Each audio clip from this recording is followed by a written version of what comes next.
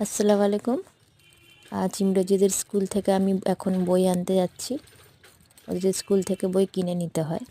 বই দেওয়া চালু হয়েছে 3-4 দিন হলো। আমার বইটা নেওয়া হয়নি, আর ওদের স্কুলে বই শেষও হয়ে গিয়েছিল।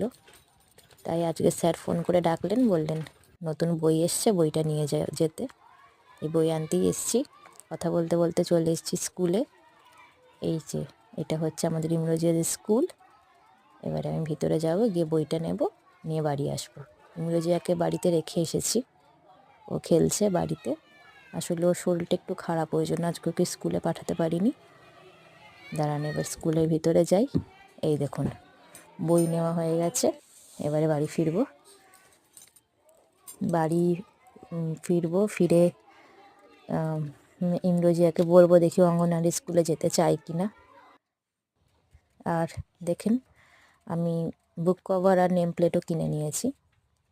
এই দেখুন, রাস্তাটা দেখুন কত সুন্দর না?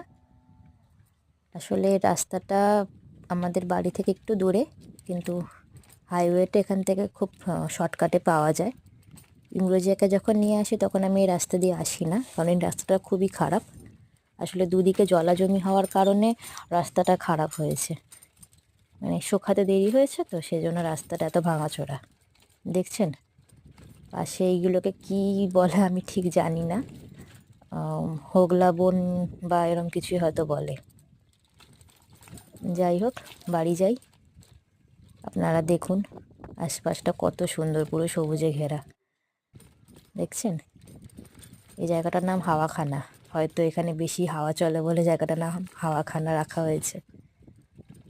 তা চলুন বাড়ি যাই। বাড়ি গিয়ে আবার বইগুলো নতুন করে বুক কভার লাগাতে হবে, নেম প্লেট লাগাতে হবে।